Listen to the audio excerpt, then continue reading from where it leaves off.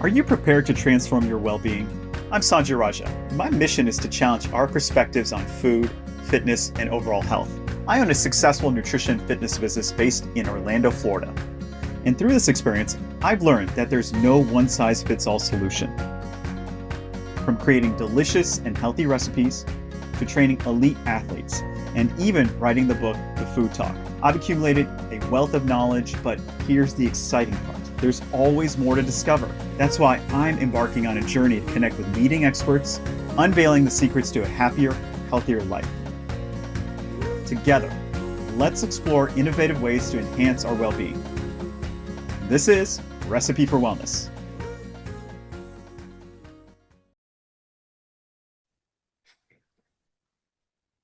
Welcome back, everybody, to another episode of our podcast, Recipe for Wellness.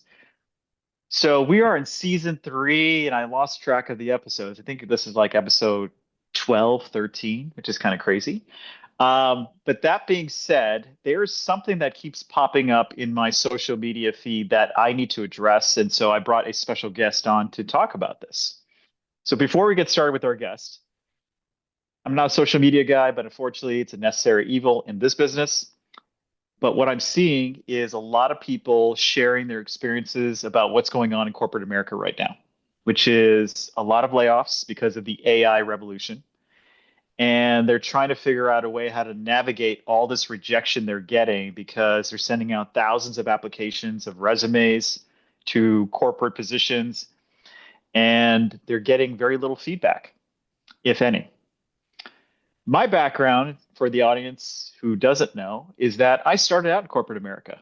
After my professional career in athletics, I started in corporate America. And I hated every minute of it. Let's just put it that way. Not a corporate America advocate.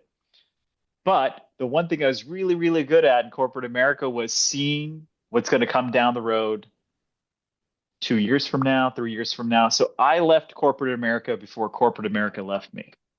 That's been my experience because I knew that was not a safe place for long-term success. But a lot of people are going through it and they want to find their next position. So I'm hoping this podcast here can help those navigate their way through it. So without further ado, this gentleman I met through a mutual friend of mine, and him and I became fast friends and such. So his name is Greg Carpenter. Greg, how we doing, my friend? Doing wonderful. Thank you. Thank you for letting me be here. Yeah. So him and I were talking, and we connect every now and then just to check in on each other because that's the first thing I've learned through this process is that when you're going through an economic downturn, and if you've lost your job or seeking a new job or afraid for your current job, you got to have a good circle around you, and you got to have a sounding board of people that either can just listen to you or help you, but just have a good circle around you. That's one of the things I've learned. So, Greg, you and I have been friends for a little while now through Jordan, our mutual friend. And when I met you, you were doing a medical device in your own distribution company. Is that correct? Correct. Yep.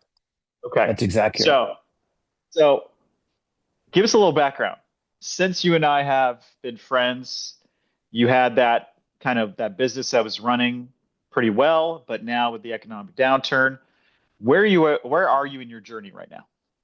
Yeah. So, do you want me to start where I came from, like how I got into the industry, or do you want me to just start like No, right now for the last just tell year? us kind of where are you at in your journey right now?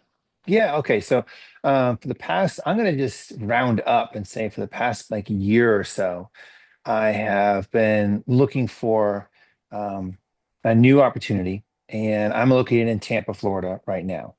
Hmm. And one thing that we've discovered is as I'm looking, and obviously I'm on every single common job site that you can think of from LinkedIn, Indeed, Zip, you name it. I mean, there's countless of them. And Hmm. it's one of those, if you kind of Google the top 10, I'm on them and then some. And I work with countless headhunters and recruiters and you name it. But there's a common theme that kind of keeps going over and over, and we'll get into that in a minute. But as we kind of have gone down through this, you when you it's sort of like the shotgun technique where you see a great opportunity, it pops up, and there's a lot of Hmm. overlap. So you'll whatever job site you're signed up with, some of them are free, some of them you have to pay for, and it just depends. Like you have to pay for like med reps and if you sign up for that service, but others are just sort of free, like Indeed. LinkedIn is free unless you sign up for like a Premier or something like that.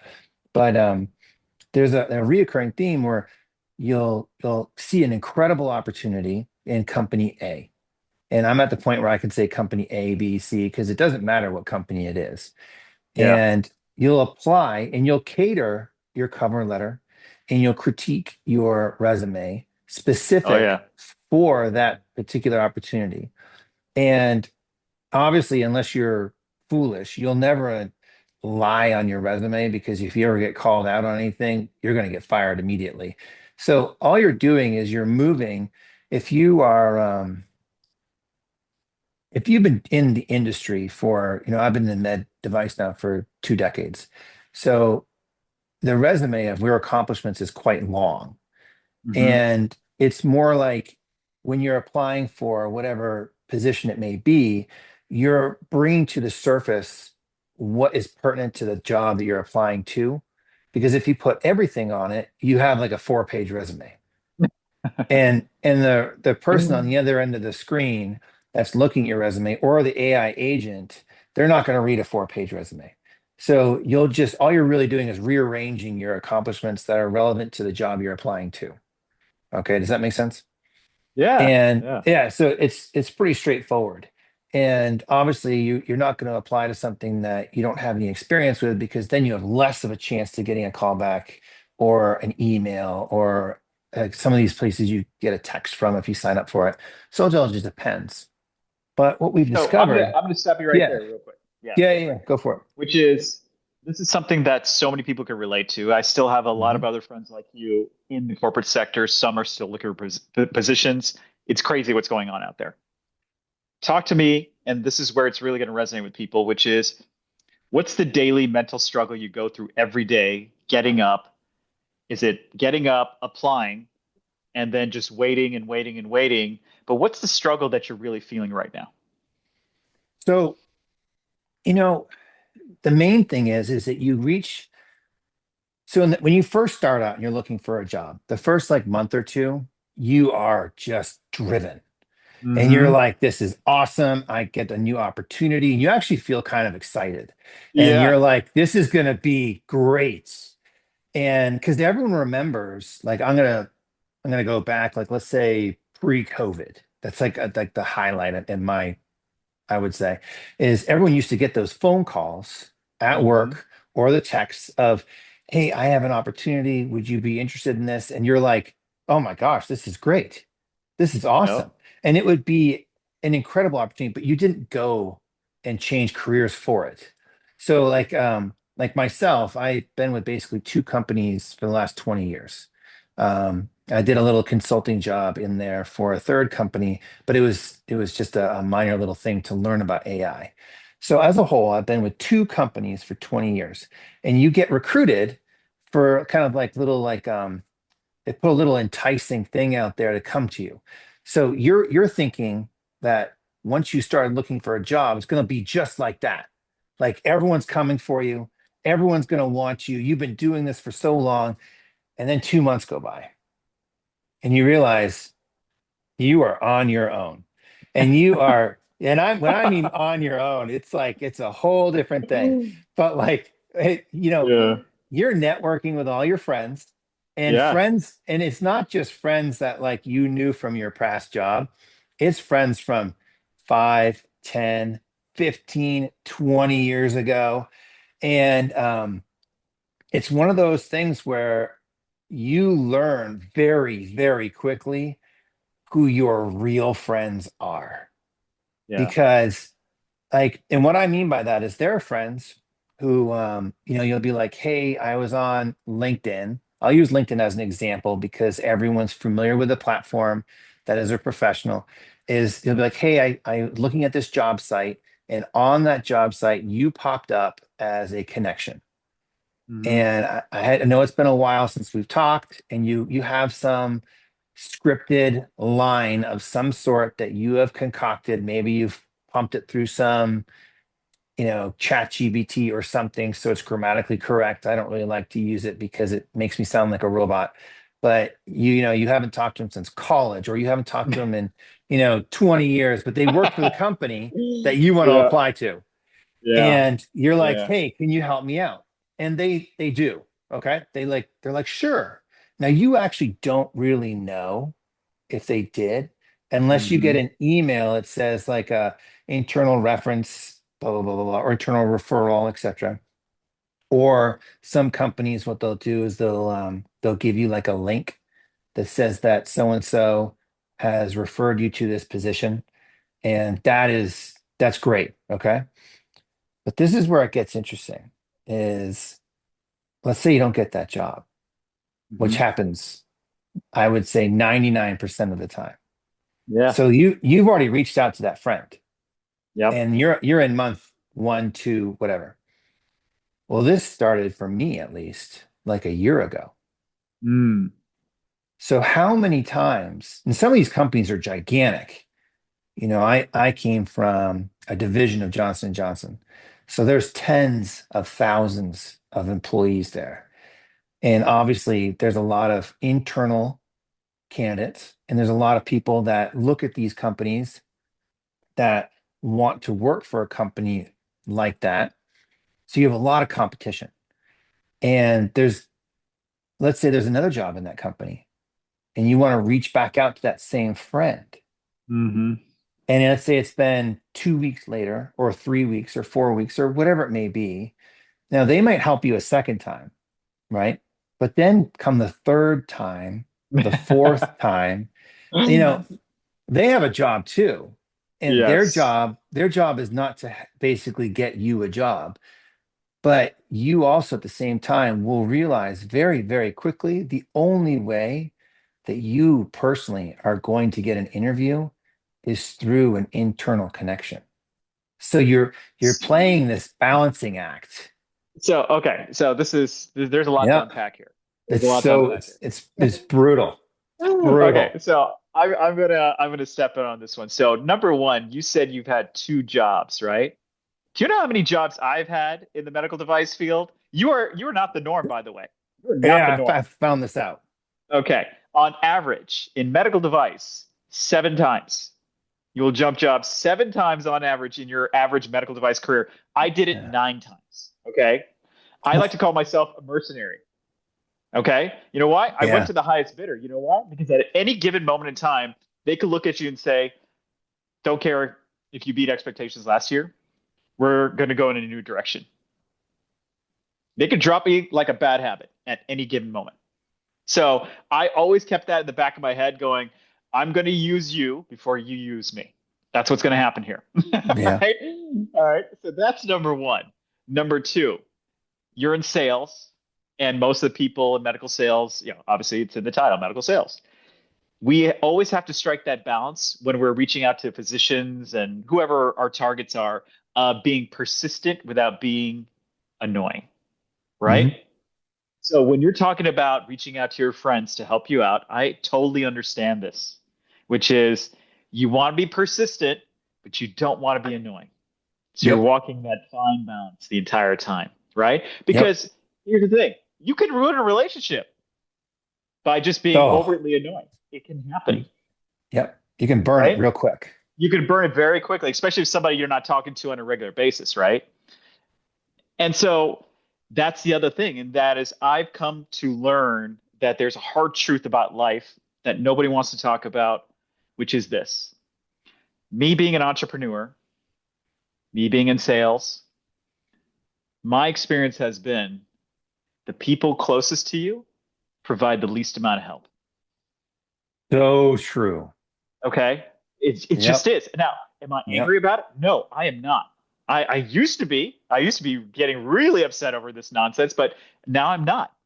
So there's a reason why when I went out, and did my own thing here, I've got three different social media pages for Facebook: my personal, my professional, which is the TV show. Complete strangers that I've never met will click like, share, and follow. I don't have to ask them twice. If I ask my personal network to do it, they'll never do it. Right? Yep. All I'm asking for is 10 seconds of your time just to hit like, share, and follow. That's all you got to do. And you never have to listen to me again.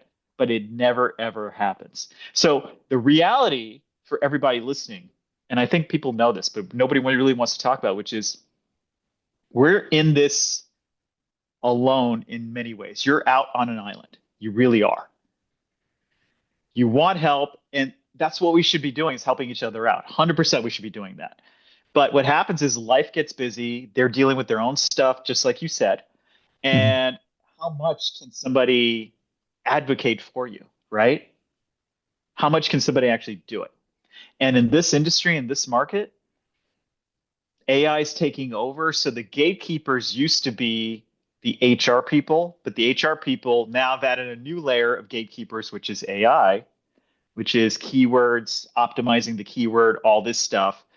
And so it's kind of insane what you have to go through. And then the other part you mentioned was when I was applying, I remember back in the day, Monster was the place to be. Yes. Yep. Right? Monster.com was the place to be.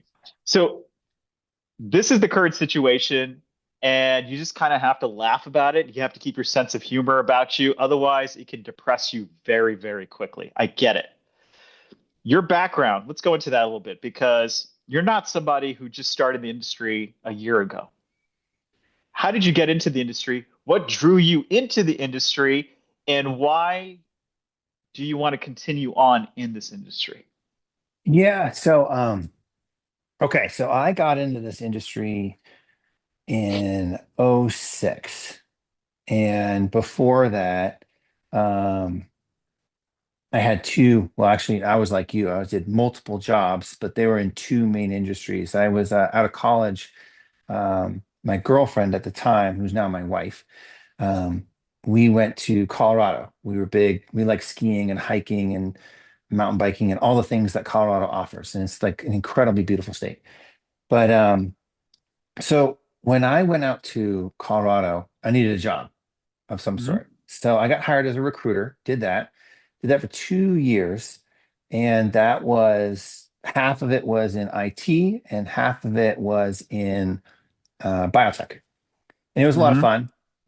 But it was also miserable at the same time. So this is like 2000, 2001-ish. Hmm. And you have this like scripted line.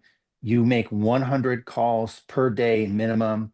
When someone picks up the phone, you literally are looking at a sheet, like on Hmm. a printed Excel sheet, like, but it's not on a book that's like a normal, 9 by 11. You're looking at like a gigantic, like a book that you would open up like with two hands and you would go down. And it was always pink for some reason. I don't know why it was pink, but it was one of those things, and you have to fill in notes. And then Yeah. it would have the next line, like, would they call back, etc., voicemail, everything. And you're on a phone and you had like the AT&T headset. Hmm. I remember that, and if you did well enough, you got a wireless headset, so that way you could walk around, as opposed Wow. to being we called it being tethered. Yeah. So, but Yeah. I couldn't stand it because it was all recorded. So you had your scripted line, then your scripted line, if they picked up, you had to go to the next tier of scripted lines, and it was horrible. So I lasted 2 years with that. And then I got a job back in New England. I'm originally from a small town outside of Boston. So I got a pharmaceutical job outside of Boston. And it wasn't going to start for 3 months. Hmm. And I had left, I didn't know this, but I had left my recruiting job. And Mm. then I got the word it was delayed. So I was like, oh, what am I going to do? My wife, well, sorry, girlfriend, we've been together for so long. It's like, I keep forgetting. But my girlfriend at the Yeah. time, she's Yeah. like, I don't care what you do. You got 3 months, go get a job doing something, whatever it may be. Hmm. And here I am, I'm 23 at the time, Right. and 22, 23, something like that. And she's like, go do something. So I was like, all right, what would be good to do? What would be comical to do for like 3 months? Because we're gonna move, we're gonna leave. This is what we're gonna do. And so I ended up going to Land Rover. like the auto company. Mm. And I got there and they're like, okay, what do you want to do? I'm like, I just need a job, need to sell something, etc. And they're like, sure. So I got there and that coincided exactly with they Land Rover. I don't know if they still do this or not, but they do this like off-road course. And Mm. they kind of show you how what your capabilities of your car is and everything. And I was watching them and I have a really big background in like topographical maps and like basically I can look at a three-dimensional structure and things of that nature. And I knew, and they were struggling because the guys that were supposed to fly in to basically show the machinery what to do, they Hmm. were unable to successfully complete this thing. And I'm looking at this and I'm like, this isn't as hard as it needs to be. You just need to do a couple angles here and there. And they're like, you're a new kid. What do you know? You're nobody. And I'm like, no, no, seriously. Like if you have an approach angle on your car of X, you could just make the ramp the same and your decel angle and all that stuff, and your wheelbase is so and so. And we talked about it for a few moments and they realized they could accomplish it very, very quickly. Um, and I kind of all of a sudden, just because I was in the right place at the right time and I spoke up, it made sense. And this is almost 30 years ago. And it made sense. No, it's not quite. That's I see 2001. So yeah, not quite 25 years ago. But it almost made sense, like in a way that they were like, let's see what you can do. So I then for the next week and a half, we just did that. And it was great. I mean, I had a fantastic time. You're there with, I didn't work the equipment because I didn't have any certification to do that, but we're like moving Hmm. boulders and rocks and all that. So I did that. And then I went and started selling cars for Land Rover for a Mm. few months. Moved out of that, realized that the job that I was going to get hired for back in Boston, they basically reseated. They said, nope, you're done.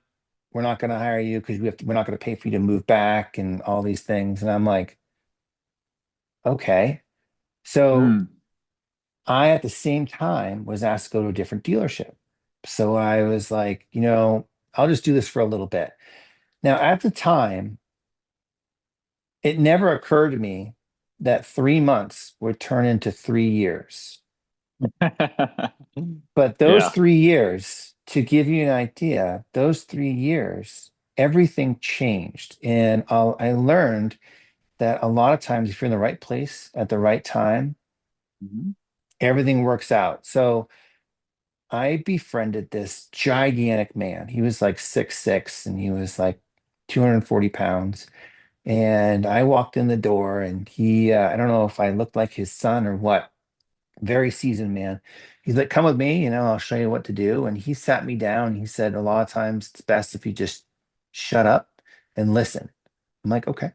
So I did that for a few months. I didn't say anything. I just watched and listened and learned all the things of the auto industry. Now, everyone needs to understand this is this is like 2002, 3, when I started, somewhere in there. This is way before '08 when the Mm. world came crashing down.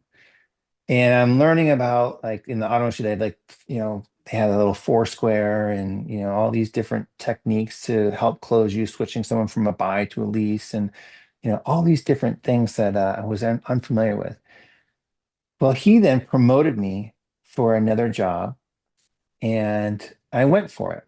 And I'm like, Mhm. okay. So I was in a closer and it worked out really well. That then promoted myself because the finance department got in some kind of argument of some sort. It happens. And they left. And I'm sitting there and it coincided because they thought that they could get away with it. They were using this program called Reynolds and Reynolds. I don't know if they still use this today or not. It's kind of relevant, but it was going to default. Essentially, they had to redo it and they recertify and all these things. And I'm like, I could figure this out. And it's a program that all the contracts come out of in the finance Mhm. department. And I'm like, I could figure this out. And then at the same time, the GSM, general sales manager, is like, if you could figure it out, you can have this job. So I stayed there. and I figured it out. And then that same old gentleman I was telling you about, he's like, pull out a bunch of old contracts, look at what it looks like, and just replicate it. That's how you're going to know how to do it. So I did that. And then I looked at all the old banks they used to get contact with. There's like 20 of them. So I called Hmm. all the old banks. They had phone numbers, call the people. You know, you actually have to get on a phone, like not your cell phone, but like an actual phone, call them Hmm. all. It was fantastic.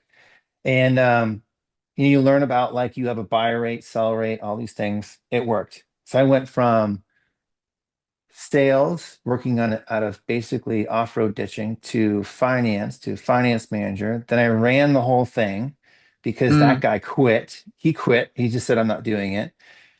And so I was a finance director, and that was in like a year and a half, almost 2 years. And then my wife now, we decided that we wanted to move back to New England. So we moved Mm. back to New England, and through networking, I then got the opportunity to work as a GSM. So I was running a dealership, and I just had one person to report to besides the owner. So I ran it, and that worked out extremely well. So I was running this dealership in New Hampshire, and it was great. But the problem I had is that this coincided in a time when you could literally get anyone approved. So if your income is $3,000 a month, you could get approved for $1,000 car. Yeah. And that sounds impossible now, but at the time, Isn't that it's called predatory lending? it's but like that's the way it was. And Yeah. you'd have people coming back, in Yeah. three months, and they'd be in tears, and you'd look at them and like, hey, look, this isn't about cutting coffee out from Starbucks every day, your $5 Yeah. Starbucks every day. This is life changing. You're done. So, ethically, I was like, I just can't do this anymore. You make a lot of money, but like you look at your soul and you Yes. realize Yeah. this is horrible what you're doing. Yep. So so that changed. That changed a lot of who I want to Mm. do. I sat down with my wife and I was like, I can't do this anymore. Um, I've gotta do something different. The other thing we realized is my whole family is from New England, so is my wife's. And New England is wonderful, but we went to school in Virginia and we liked that whole area. So we were looking for a change, and we'd only been in New England for a year, and it Hmm. snowed, and it was, it's great. But we wanted to be someplace where it's not quite as, I'll say, chilly. That's a good way of putting it. So it's a Hmm. great place to visit, but we didn't want to live there all the time. So we're like, let's go someplace near to where we went to college. We like that climate. It has four seasons, still. Then so we looked at some different jobs. So I was thinking in my brain, I'm going to go back into the pharmaceutical thing. I got that job once. I can get it again. Hmm. I called a buddy from college, and he worked for Johnson Johnson, the division that I went to. It's called DePuy. Hmm. And I actually thought at the time that that was a pharmaceutical like division. Mm. I didn't Yeah. know any better. I had no idea. Yeah. And it just shows you how naive you are. You don't know anything. You're just that guy. So I'm talking to him, and he's like, "Do you have any idea what I do?" And I'm like, "I have no idea what you do." He's like, "Why don't you come down?" He was in a town called Greensboro in North Carolina. He's like, "Come down, visit me. I'm going to show you what I do, and I'll get you some, education on it, and you can make your decision from there." Because I was weighing um, different opportunities in the pharmaceutical space. So I went Hmm. down there, and he did basically in the orthopedic and trauma side for this company. It's DePuy Orthopedics. And I think it took me a half a day of following him around to be like, this is what I want to do. And it was just like, it was the most amazing thing I've ever seen. So, I mean, it's like So it let was me unreal. It was let me unreal. interject here. Yeah, yeah, Yep. let me interject. See, your background is very similar to mine in the Yep. sense that I was working IT, network security for Sprint in Kansas, of all places. And what ended up happening was I met my then girlfriend who was living in Florida, became my wife. Then I got divorced, but that's a whole nother story. Anyhow, that being said, she was in Florida, I was in Kansas, and then I was like, I can move to Florida because I don't want to be in the cold weather of Kansas anymore. It was very depressing. I found a pharmaceutical sales job. I interviewed for it, packed up all my crap, got the job, quit everything, and took off. 2 days, got down to Florida, started my job the week later. Right. Yeah. So that's how quickly it happened. Right. You just got to strike when it's hot, right opportunity. And this is the heyday of pharmaceutical sales at the time. I was making really good money, like crazy amount of money, and everything was going great. So I think your background is important to share because you started in auto sales, which is really, really hard. I mean, everybody, says the term used car salesman, right? In a bad way. But let's put it to you this way. I respect anybody who's got sales experience in anything because I did IT sales, I did technology, then I went to pharma, then I went to surgical. Because let me put it this way. Your job is to take it on the chin pretty much every day, 100 times a day, and then you live for that one yes. You garner this optimism to get that one yes that can make Yep. your day, right? The go for no. Yeah, exactly, The right? go for no. Yeah. Everyone's read Yeah, that book. Everyone's yeah. been So there. that's the thing. It's that it takes a lot of internal fortitude to be in sales, no matter what sales you're in. I have so much respect for any person who's a salesperson because it takes so much. Who knew that that was perfect training for me to become a professional actor? Because 90% of the auditions I do, I don't get. I'm like, all right, no big deal. Let's go on to the next one, next one, next one, right? It is training for life, not just your job, sales.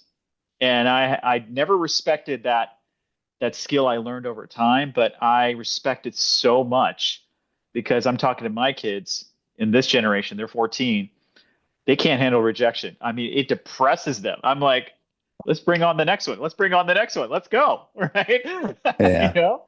Well, So it's like you and one I, thing that, yeah, it's like one thing that I thought was like really great is so starting in like the recruiting world, I had Mhm. this boss and she was awesome. She was she was phenomenal. But she's like the difference is in this job, you are calling someone who doesn't want you to call them. Yep. And you need to turn it around and make them believe that you are saving them and then presenting them a better opportunity, whatever that opportunity may be. Yeah. And I was like, that's a good way of putting it. So, like, whatever job they have, you have a better job. Yeah. You always have a Yeah. better job. And like, here I am, I'm looking for a job. And I'm like, Uh, okay, where's that recruiter calling me? You know what I yeah. mean? And it's like, okay. And then I went into the auto industry and, I'm from Boston. So, like, conversation, like, growing up was like, it's like a banter session. And that's just the way you're raised.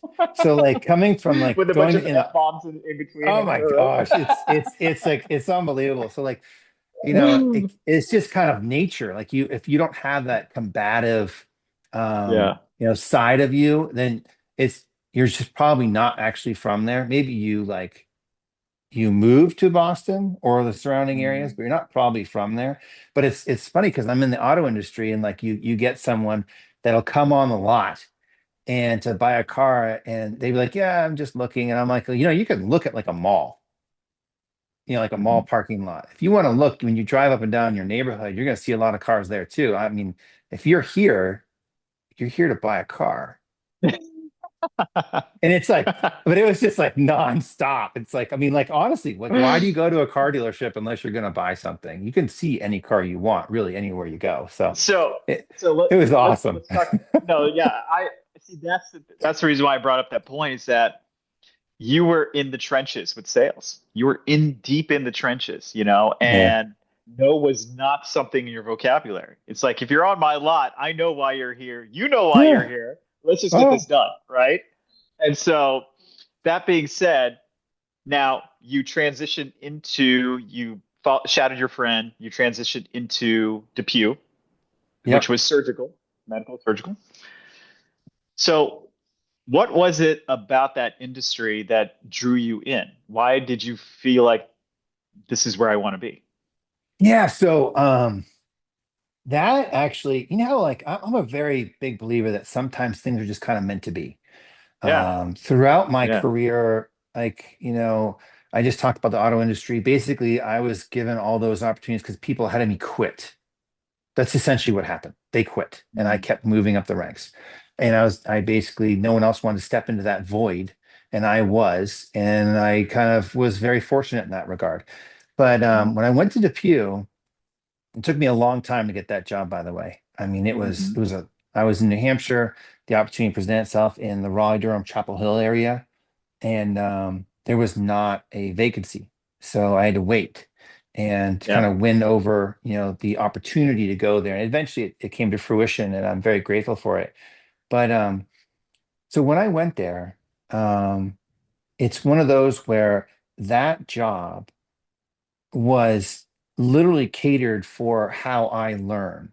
And that is something that I think that a lot of people, regardless if you're in high school today or you graduated like we did in, late 90s, it doesn't really matter because whatever you do, one, you got to love it to be good at it. Hmm. But also the way you like digest information and learn things, you know, you've got to understand yourself. And this is what I mean. So when I went to the Pew, I was in '06. And when you start out mid device, what you do is your boss, whoever that may be, they bring you into the OR and you basically, they say, go over there, go against the wall, don't touch anything, don't say Hmm. anything, and just watch. Yep. And you're always with some surgeon who is, some KOL or some consultant of some capacity who does a high So, volume. so those who don't know, KOL is key opinion leader. So Right, right. those who, Oh, I'm yeah, sorry. I'm sorry. yeah, Yeah. that's So, okay. so some person who works a large volume of that company's product. Hmm. Okay.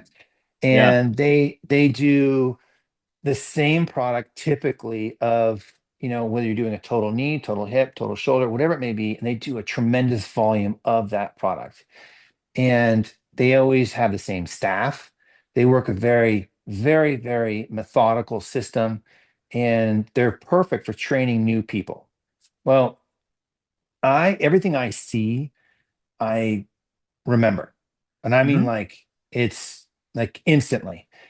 So I'm in this case, and it's funny because like, this is back when, I had a pager to give you an idea. I didn't, this is a different world. So I had a pager and you get Yeah. like a piece of paper and a pen and you're supposed to take notes.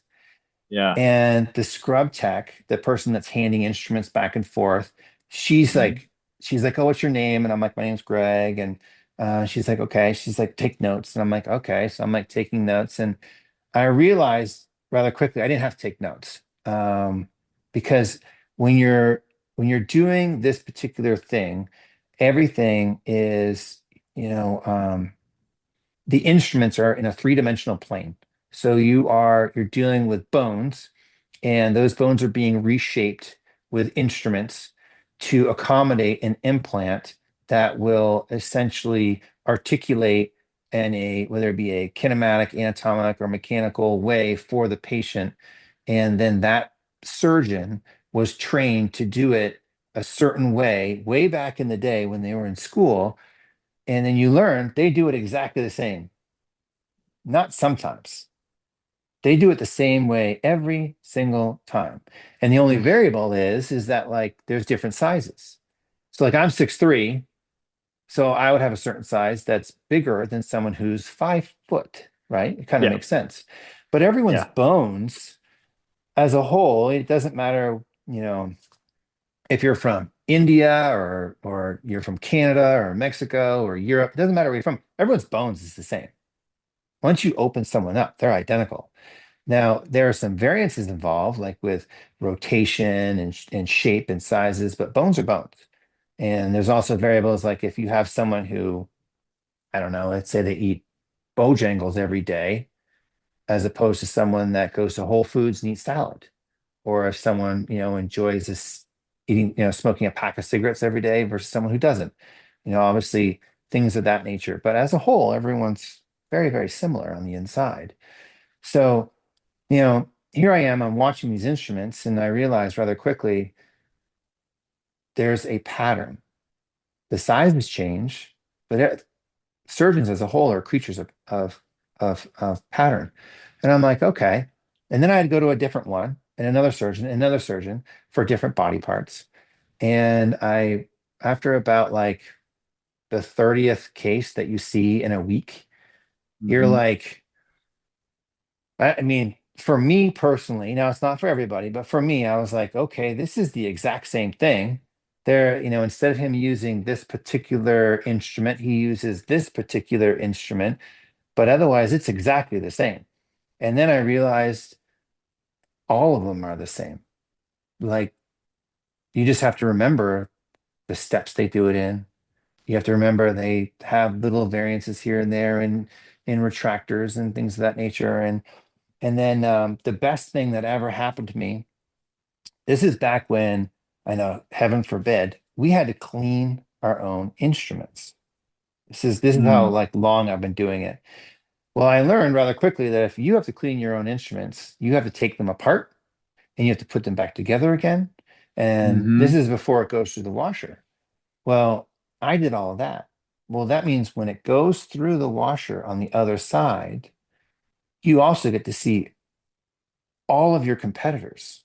And I mean Yep. like all of them. And you realize there's a tremendous amount of crossover. So I got very familiar with all of that. So it worked out really, really well on my behalf. So essentially what happened is um, about, I'm going to say a month or two in, I ran into a surgeon who, remember, I'm from a small town outside of Boston. Ran into another surgeon, and he's like, where are you from? And I'm like, I'm from this small town. It's called Topsfield, Massachusetts. And he's like, no kidding. He's from Lynn. Now, if you don't know Lynn, there's a slogan with Lynn. It's called Lynn, Lynn, the city of sin. You never come out the way you went in. And now that's like old. I don't know what Lynn is like now. I haven't been to Lynn in probably Yeah. 30 years. So, So but that's the way. was this your competing town or something like that? No, not at all. Not at all. It was just like a saying they had like way, way back. And Okay. actually, he's the one that said it. And he's like, you're going to be my rep. And he was, one of our consultants. And I was Yeah. like, okay. So I became his rep. He taught me everything. And he's like, I just want you to study every single night and you'll do great. So I did that. So it all of a sudden, like I said before, if you're in the right place at the right time, everything works out. And right now, at this particular moment, I'm 6 months in, everything worked out with DePuy. And I literally can't say anything bad about them because it's one of those things. You went to multiple different companies, Hmm. and it's one of those things where, holy cow, I was very blessed when it came to this company because I then went to their trauma school in Warsaw. Then I went at 12 months, I went to their recon school. And then at 18 months, they went to this like shoulder, like advanced shoulder class or whatever. And at that class, um, I was very fortunate to be identified as knowing more than everybody else, especially when it came to competition. Hmm. And the reason why is because remember I told you that where I was, you see all these different cases and you get to play Yeah. with all the instruments and you see everything. Well, I learned that way. And I was able to retain everything. And you learn that if you just sort of observe and watch these surgeons, they're creatures of habit. Yep. And you learn rather quickly that every surgeon, regardless if it works for your company or a different company, that they're all creatures of habit. So I was taking what our surgeons were using and doing a cross-reference with other surgeons, and you learn rather quickly what every single surgeon And I was working at some rather large accounts. But you can figure out what everyone uses, and all of a sudden you know all your competitors, and that's from primary to revision to everything, and you start to figure it all out because you're in the right place, you're at the right time, and you're seeing, every day you're seeing 15 plus cases because there's nothing else to do. Hmm. Like you're So, there so you learned so much in the industry, right? really quick. That's the thing. I did orthopedics, I did surgical wound care, I did you name it, I probably did it. And I learned a lot too. So I'm grateful for the industry for teaching me so much information. I never thought it would translate into what I do now, but it does. I can relate to a lot of these doctors we talk to and speak their language. So you found a passion for it. You found mentors who guided you in it. So my heyday was around, I don't know, 2006 till 2016, I think. That span of time, I was doing really well in Mhm. the industry. We all know things have significantly changed. We all know that. Yep. You're in a space now, it's kind of the unknown, right? Every day brings a new challenge, which is what am I going to get today? I'm going to be applying 20, 30, 40, 50 times. I don't even know if a human being is going to see my resume, let alone give me the time of day with a callback, right? So share with our audience because I know so many people can relate to this. You've sent out a lot of, in your estimation now, how many resumes have you sent out? Number one. Oh gosh, I am in the hundreds, Okay. All right. hundreds, like Okay. plural, Hundreds. hundreds Okay. and Again. hundreds. I'm not at 1,000 yet, but I'm in the hundreds, and it's an interesting situation. Okay. So out of those hundreds, how many calls have you gotten to get a first interview? Okay, so the easiest way that I can explain this is the only interviews that I've gotten that are of merit. And they're actually pretty comical. Like some of them are great and some of them aren't. But like of merit is by networking with someone that I've actually worked with in the past or that I've Mhm. met in the past. And with these large companies, so as I said with Depew, so the best thing that happened that I was going to get to just in a moment was so I was a trainer for 5.5 years where I was being flown around and I got to meet a lot of people, and those people then dispersed throughout not just the nation, but also other companies, because not everyone stays with the same company, like as long as I did. I mean, there's some people like that I'm talking to right now who happen to go to like you said nine different Nice. companies.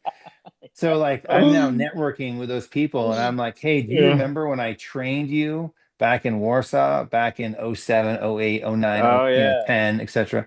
So I'm networking with those people like, oh my gosh, I remember you. And now they work for a Yeah. different company. So, Hmm. but those, but like the only way I've gotten an interview that's of merit is by networking with someone that works for a company, but it also has to be in the division. Like so, some of these companies are so massive Hmm. that it has to be also within the same division that the actual opportunity is within. So, and then there's some other situations that have occurred that are really, really interesting. So I can give you an example of some conversations I've had that are unique. Um, I interviewed it with an HR. He's head of HR for this company, big company. I won't say the name because it would embarrass them. And the guy, No, you can be totally honest here, man. It's well, all no, because good. the internet is forever. So it's like it's one of those things. But like, so this guy, he calls me up and he's like, I want to interview you for it was for an AVP spot for the southeast of the United States. So it was like North Carolina to Florida, and it went to like it was just the those states. Okay. Mhm. It didn't go inland, so it didn't go into like the Mississippi. And I'm talking to him, and judging from the Zoom call, I guess he was like 24, maybe around there. A really nice gentleman, but he's like, so he's going through his list. He's got a list. He's got like an actual list he's going through, and it's a Mhm. checkbox. And he's like, oh, so I see that wait a minute, what'd you do? You started in '06. And I'm like, that's right. And he's like, okay. Hmm. He moved on. He's like, so what's your experience with C-suite and all this? I'm like, well, I was dealing with C-suite since like, 2000, depending on what capacity, like it could be 2010, depending on, the level of the product, all the way up to like maybe 2000, like 16, depending on where you want to call it. And then I did a lot of it with like capital sales. And I'm going through all these things with him. He's like, okay, that's good, that's good, that's good. And then he asked another question. He's like, 2006, 2006. Huh. And he kept going back to it. I'm like, what do you want to know about 2006? He's like, well, you graduated. You have it here that why is there like a 5-year gap, 6-year gap in your resume? And I'm like, well, that's because it was jobs that don't pertain to this job. And Hmm. he's like, well, what do you mean? I'm like, well, like, how long you been a recruiter for? He's like, oh, I'm sorry, headhunter. Or, sorry, I misspoke right there. He's HR, HR. Yeah. HR. He's the head of HR. He's like, well, I've been here for almost 3 years. I'm like, okay. I was like, so one of those jobs, I was in the auto industry for 3 years. All right. But I worked at different places for 3 years. And he's like, wait, what do you mean? I'm like, so look, that was 20 plus years ago. Hmm. So I started that job like around when you were born. And he's like looking at me and he's like, what? And I'm like, so my experience in the industry in which you're interviewing me for is Uh-huh. almost as long as you've been alive. And he's like, well, okay. And then he's like, well, you graduated in from Roanoke. And I'm like, yeah, it's great college. And he's like, what was your GPA? And I honestly don't know. And I'm like, Uh-huh. I don't remember. And he's like, well, in order to get this job, you need a 3.8. So at this point, this kid is just so rattled. I'm like, yeah, I got like a 3.79. And he's like, I do not know what my GPA is. I'll tell you that honestly. I have to call the college. I would have to call the college, get them to send it to me and find out what it is. And he's like, Because, your that's GPA is such a strong indicator of if you yeah. can do the Oh job or yeah. not. I Oh get it. yeah. Yeah. It's unbelievable. So and he's like, oh, that's too bad because you have to have a 3.8. And I'm like, oh goodness. I'm like, so you're telling me that my GPA from 26 years ago is relevant Yeah. for this position today? Yeah. And he had no response, like no response, like at all. And then I never got a second interview, by the way. I just want to let you know that because he had some other questions that were just like, I'm But like, I'm okay, out. I say this all the time. I think I've said this to you as well, but my audience knows I say this. Life happens for you, not to Oh, you. So guess what? You don't want any part of that. no, oh my Honestly, you gosh. don't want any part of that. Okay. Oh, But this is a common theme, which is I've been hearing this through the mhm. grapevine. What's going on? Which Yep. is, interviews are being, if you're getting the interview, it's being conducted by somebody you've been you have more life experience than this individual half the time. And then the other part of it is, are they even relevant questions to the position I'm applying to? I'm hearing that too, Yes. Yes. right? So that's a great one that comes up. So, or they'll ask you, do you have any further questions? Right? Yes. That's a common question. And Oh that's a yeah. good one. That's a really great one. So I'll ask, and this is something that I'm at three HR people that can't answer this so far. I almost got a fourth, but she came up with a response that was just sky off. So I've been with two companies over 20 years. So I'm not looking for a 2 or 3 year job. I'm looking for a job where I can go and grow and excel and actually make a difference, not for 6 months. So I Hmm. interviewed for this job, and this is a great example. I interviewed for this job, and I was competing against, I think there were like a half a dozen other candidates. And while I was competing for this job, um, there was another person that they thought a better fit.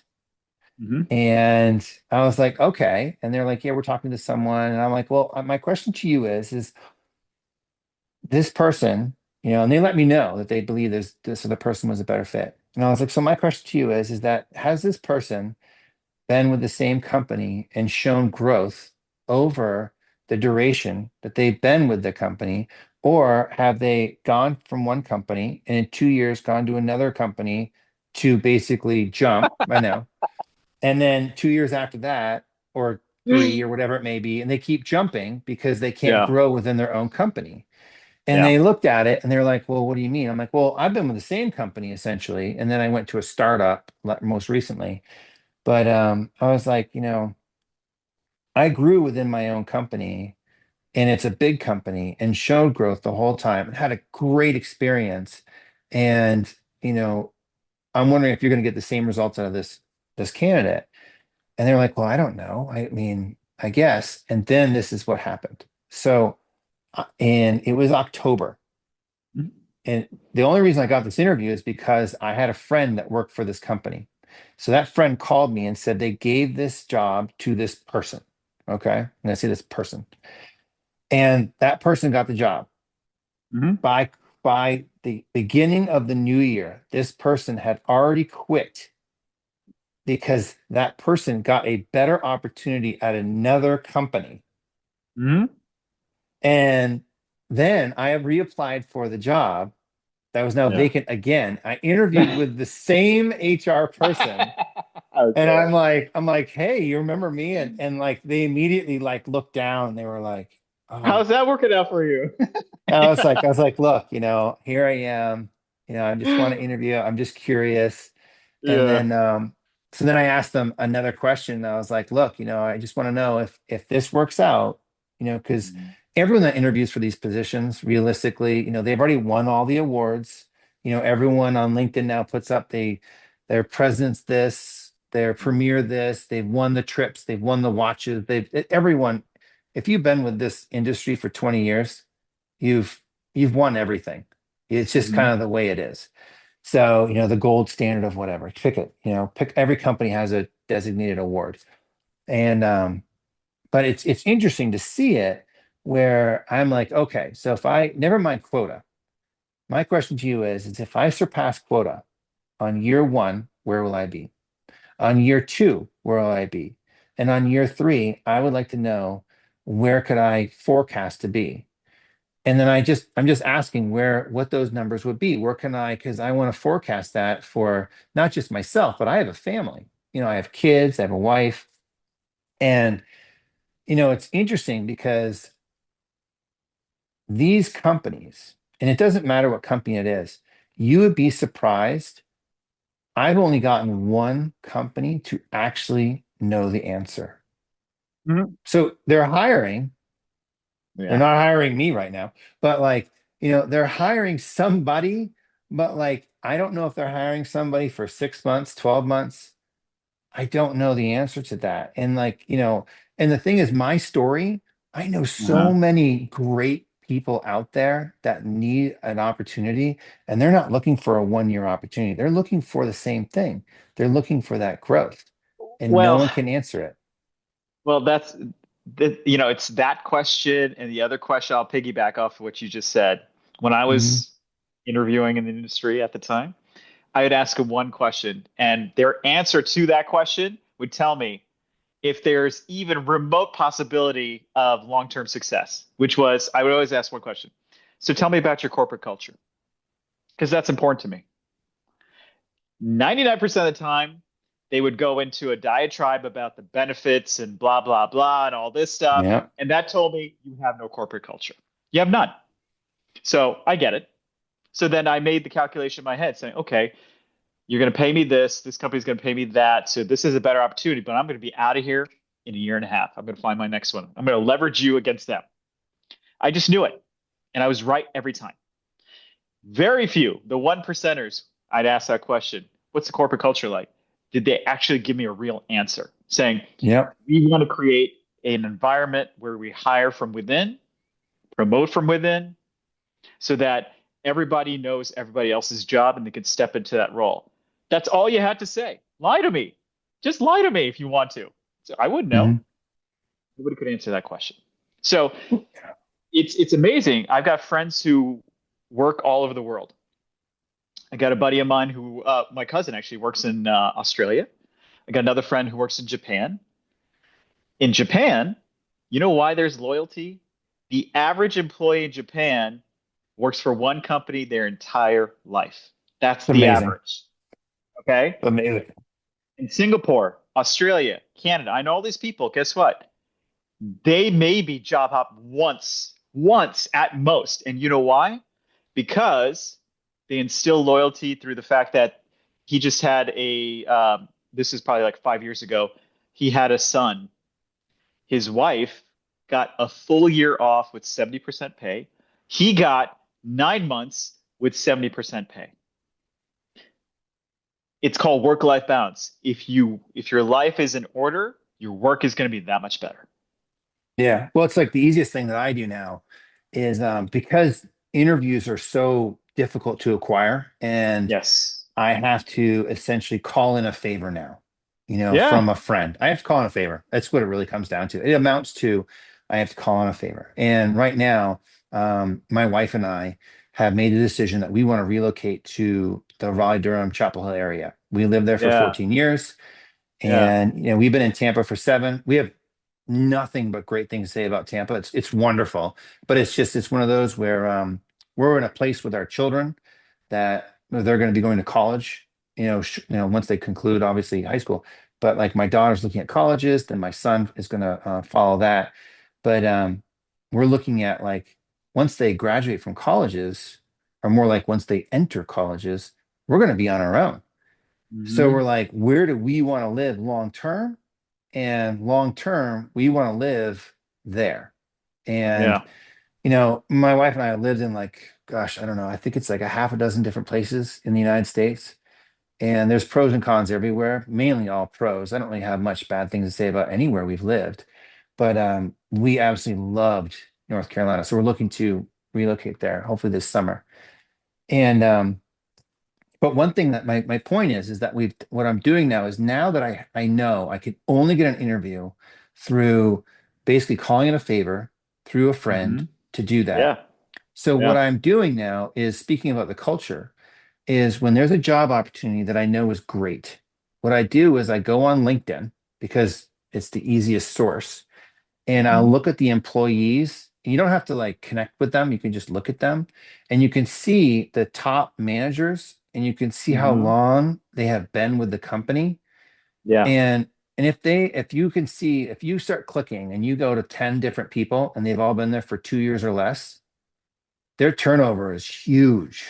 Yeah. So it's No, like, this is a really good point. Yeah. yeah, so you might get hired there by calling in a favor with a friend, but you realistically are going to only be there for 1 or 2 years. Yeah. That's just what's going to happen. There's something going on there. And then if you look at other companies, you'll get to the and it's like black and white. All of a sudden you'll see another company and like you'll click on them and it's like 11, 9, 15, etc. And you're like, "Whoa." Now that does not pertain to younger companies, or if a company acquired another company through acquisition, that doesn't pertain to them because that happens quite often. Hmm. Um, but it's one of those things where I've been looking for something for long enough that now, you know, I can't call, John Smith and ask John, hey, for the ninth time, can you Yeah. help me? you Yeah. know Yeah. I just can't do it. I can't Yeah. do it, and I otherwise when I call him the next time, let's say I get a job tomorrow, right? I can't call John Smith again because he won't pick up my cell phone Yep. because he thinks I'm calling him now for another Another job favor. application. That's exactly Yeah. right. Even though in Yeah. reality I'm calling him to be like, John, you'll never believe this. All right. The heavens opened up, and this recruiter who could technically be my son, age-wise, it's just like, and he didn't ask me what my GPA was, but it's like, it's one of those things, it's one of those you're looking at it, it's like, and it goes back to all these things that like I'm looking at it and, now I've been in this industry for so long, and Yeah. there's so many of us that like a common question that these recruiters, and I keep saying recruiters, but it's all HR, that the HR Yeah. asks us is, what's your interaction with C-suite? Hmm. And I didn't think about this until I was talking with a friend of mine. And it's like such a great point. So when I started 20 years ago in this industry, everyone that I was interacting with, like all the administrators, all the people that you befriend just in the hospital system as a whole, Hmm. that you are like literally friends just trying to make it in life, Yeah, right? that's right. Because you're like in your late 20s and you're just trying to just get through every day. All those people that you're friends with, well, they are now the C-suite. Does that make Mm. sense? Yeah, yeah. So it's really funny because like, it's as you progress, they are progressing at the same time and they have high school kids, college kids. They know what it's like to watch their daughter or their son, not being the starter on the soccer team or whatever sport it may be. They know that pain. And you're sitting there, and then at the end of the game, they didn't get to play. Yeah. They're Yeah. just like you. There's no difference, you know? See, and that's the thing is that we all have to realize that we're all essentially trying to do the same thing, which is live our Yeah. lives to the best of our abilities, make some money, hopefully do good in the process of making money, Mhm. and just try to contribute to the world in the most positive manner we can. So I Yeah. get that. So you and I could keep talking Yeah. forever. Yeah. We could. I think this is really helpful for a lot of people, but I want you to share with the audience what routine that you do. Just nail it down to three things. And I always ask all our guests, what is Greg's recipe for wellness? That's the name of the show. Yeah. What is Greg's recipe for wellness to keep his optimism high? So name three things you do so that you can get up, do the same thing again, which is apply, apply, apply, and then hope for the best, and then go to sleep and do it again. What are three things you've created in your routine to help you get through these days of uncertainty? Yeah. So obviously this is different for everybody, but my number one thing is that I remember who I'm doing it for. Yes. And Yeah. it's not me. Hmm. So I have a family. I have a wife and two kids, and work is work, but at the end of the day, everything I do, my motivation, my drive, my everything, um, it really centers around them. Yeah. Especially, my wife, it was the getting married was the best thing that ever happened to me in my entire world. It was amazing. So that you get to choose your wife. You don't get to choose your kids. So it's one of those things where it's like, I love my kids. I really do. They're amazing. And they amaze Yeah. me more and more um, every day. But it's like, if there's anything that's a driving factor in my world, it's my wife. And then, but outside of that, the things that I do is I definitely have a routine. I cannot, if you sit in front of a monitor all day, every day, you will go crazy. I tried that for 2 months straight Yeah. and I had some problems. I had some really big problems. So, and I realized that I physically was unable to move properly after a few times, like your hips lock up and everything. So I Yeah. started to I have dogs, started to walk the dogs, and then I started to become more active um, with I do a thing called bar three. I don't know if anyone ever heard of that thing, but it's a and there's different things, like different physical things you can do, like Orange Theory and whatever. So exercise Everyone has a different routine you've thing. implemented. That's it. Exercise. You got to Yeah. exercise to a degree. Go to the thing. Yeah. But then, and this is the craziest thing that I do, is I enjoy doing errands. Mm. I love doing errands. And when I'm at errands, I am the guy that I will talk to everybody. So where I live, there we have like Publix, and obviously everyone has Costco and Whole Foods and Trader Joe's and all that. And everyone knows me. Like I can go to any cashier register, everyone knows who I am. And it sounds insane, but it's like if you don't talk to people and interact with people on like a Yeah. one-on-one basis, it Yeah. it becomes very difficult. So I'm going to leave the audience with this is very true about Greg because I met him before him and I actually became real friends. So I was at a Halloween party in his neighborhood with my other buddy Jordan, who I've known forever. He's been on the Yeah. podcast. And I dress up as a Starfleet captain every year, next generation, because that's my jam. I love it. And then this guy here, I didn't know him, shows up, and I didn't know it was him at the time, in a fembot outfit with blonde hair, from Austin Oh gosh, Powers. that was a while ago. Yeah, Yeah. that And was it a was while ago. hilarious. And then what happens, there's a picture of me resting my head on his chest, his fake chest. And we take a picture of this thing. And I think it's the most hilarious thing in the world. And then I didn't know Greg back then. I met this crazy guy who's dressing up this. I didn't think anything of it. And then we were sitting at an MMA fight that Jordan had put on. And I'm sitting next to, I'm like, and I'm getting introduced to Greg and all that. I'm like, I know you. And I pull out this picture. It's like, yeah, here we go. Yeah. That's Yeah, how we that was a really met. long time ago. Yeah, every year we dressed up as something. I was Duff Yeah. Man and my Yes. wife was Duff Girl. Yeah. Yeah. Um, yeah, every year we So, were someone different. so no, this has been fantastic because I think this is really needed right now with what's going on in social media and people just trying to share their feelings. But I think this is going to be so helpful to so many people. So this is the hour of the show where it's called the Okay. Shameless Plug Hour, which is I want you to share with our audience where they can connect with you, Yeah. LinkedIn profile, and then we'll put it in the graphic in the podcast so people can reach out to you, connect to you, do all that good stuff. But what's the best place to connect to you? So I have a LinkedIn. You can Okay. see me at Greg Carpenter on LinkedIn. I mean, it's under Tampa, even though we want to relocate to Raleigh. Yeah. And you can also reach me via email, which is greg@peakmedmail.com. Okay. Well, this is a message out to all the companies and recruiters. And here's my little public service announcement. I've been on that side of the fence where I was in corporate America.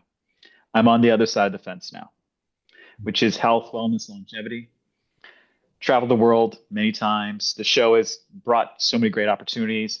The one thing I have seen is my relatives and those who work abroad in different countries. There is a sense of loyalty to their company. The reason why is because they feel taken care of. Hopefully, this will elicit some form of change. And that is people, I've heard C-suite people complain. It's like, oh, there's so much turnover. Everybody's out for themselves. Yeah, there's a reason why. The writing's on the wall. I get it. Company's going to lay off. We get it. It does happen. That's what we signed up for, is uncertainty. But with somebody like yourself who's got so much experience, can bring in over 20 plus years to create organizational change for the better, you can't just look at it and go, nope, next man up and cheapest person. Experience is invaluable. I remember, and last story before we sign off, is the biggest dilemma in getting into a job was how do you get experience without having experience, right? Yeah. They'd always ask you that. They like, do you have experience? I said, no, I'm trying to get the experience. Well, we need somebody experience. Okay. Right. So once you get that opportunity, you will get the experience. And, for everybody out there, somebody like Greg who's motivated, who's been through it, he sold cars, man. If you could do that, you could do anything. Okay. Um, you gotta give people who've been in this industry a shot who know the game because they will change the culture for the better. You're not hiring to fill a spot. If that's the goal, then you're going to get a lot of turnover. You're hiring to change an organization for the better. So I would challenge HR managers to think about that. Greg, really appreciate it. Um, you Thank you. know, of all the people I've talked to out there, I know you've been just really plugging away. I have no doubt you're going to land on your feet. Next best opportunity. We're always rooting for you. For everybody out in the audience, you can connect with Greg. I will put his contact information in the graphics below. Reach out to him, be a sounding board, and you know what? Create a community because we're all in this together. You can either choose to be alone or choose to be in this together, just like he talks to everybody, which is a good thing. For our audience watching our show, big announcements. Season 2 is about to come out on PBS in June. We're excited. We're in pre-production for season 3. Season 1 on streaming is going to hit streaming channels anytime. And then we also found out we're going to be on ABC, NBC, CBS affiliates starting in Q3 of this year, which is a big win for us for the broadcast version. And this podcast is going to be part of our library, which has been picked up by streaming as well. So you get to see Greg on the big screen when this airs on streaming as well. So thank you again, Greg, for being open and honest. And for everybody out there, I think this will resonate. But just remember, if you feel like you're on an island, a lot of people are going through the same thing. So I hope this helps. Thank you for your time, and we'll see you again on the next episode. Thanks again.